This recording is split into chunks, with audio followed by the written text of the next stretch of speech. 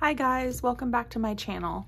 Today's video, I'm going to share with you how I print and cut my traveler's notebook inserts for my setup each month. I have been sharing my traveler's notebook setups for about 2 years now, and I thought it was time that I shared an updated tutorial on how I actually print and cut those inserts at home. I have October's here ready to go, but I need to print and cut the end of September, and I thought I'd share with you guys how I do that. So if you use a ring bound planner, you can probably just use a guillotine paper cutter. That looks like this. I'll go ahead and link this for you guys. I do use this just to trim my acetate and dashboards and just like everyday cutting. And for ring bound inserts, this works fine because all the pages can be the same exact size.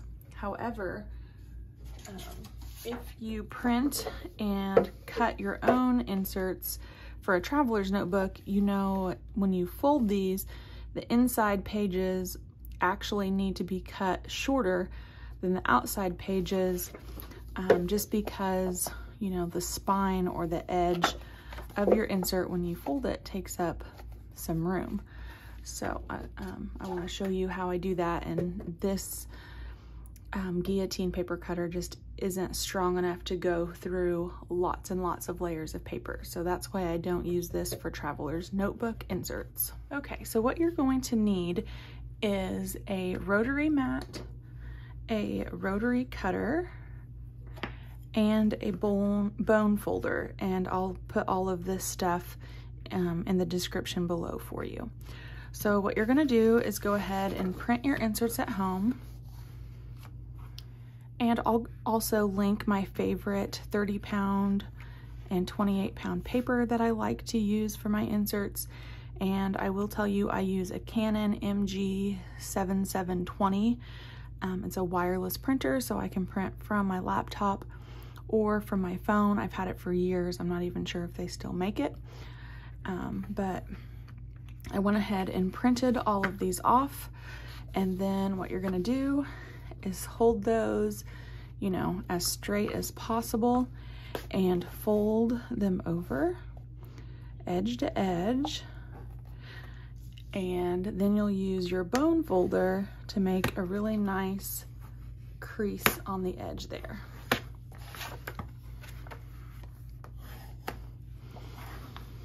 And I found if you do the whole book at once, it works much better than doing like the book in sections or half of the book.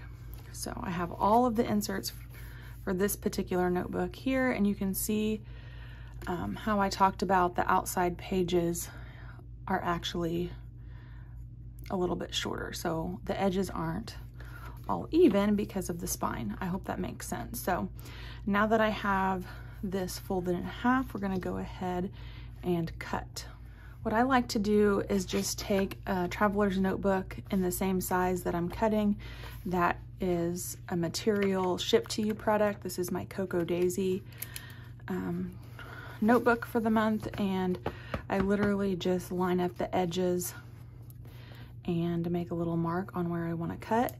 And I found that this is more accurate for me than trying to measure with a ruler or anything. So that's going to be my cut mark. And then this is a big ruler, cutting ruler for quilting that you can use in conjunction with your rotary blade. If you don't have one of these, you could definitely just use a ruler. I like using this because I can use the grid lines on here to get a nice straight cut. So I'll go ahead and line the edge of my ruler up here with my cut mark and try to find a line on the grid for the top so that I know that it's square. And then you're just gonna take your rotary blade and start cutting.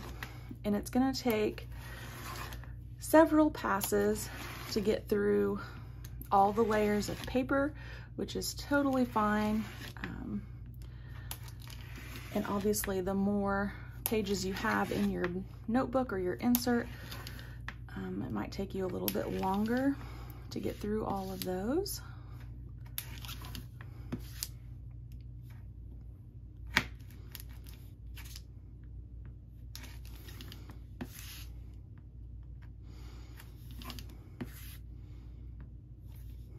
Okay, so there's the first cut of the book done.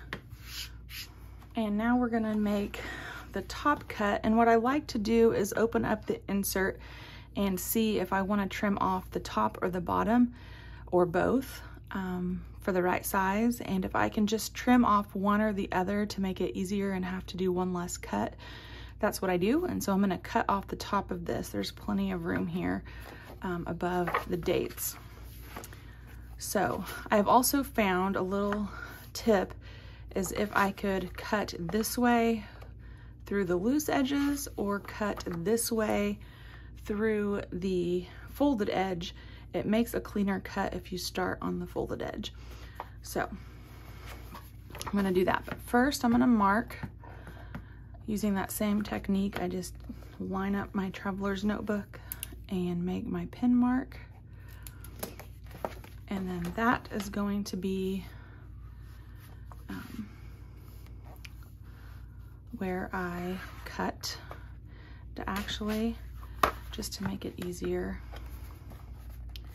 I'm gonna cut on the back. And I wanna do that because if I cut on the folded edge, my ruler would only have this much paper, and it works a lot better if you have the majority of your paper underneath the large ruler. So I'm gonna go ahead and line it up again with the top and my pin mark.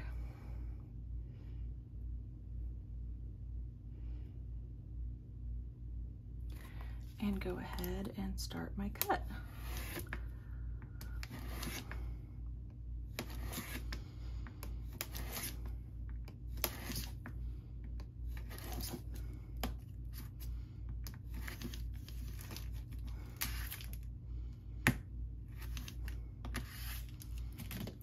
And now I have my notebook insert that's ready to go. I can tell you some people like to punch holes in this with like a leather punch or even run it through their sewing machine to bind the book. I actually prefer my notebooks not to be bound. The elastic will hold this in just fine, and then I can remove and add pages as I need to rather than having to worry about unbinding it to do that. So that is how I have been printing and cutting my notebook inserts at home. I think it looks pretty professional, more so than if you try to use like a guillotine paper cutter, just because, like I said, the pages can't be cut all exactly the same size or your book will have uneven page edges. So I hope all of that made sense and was helpful for you if you want to try printing your own notebooks at home. If you guys have any questions about anything, feel free to drop a comment and I'll get back to you. Happy crafting!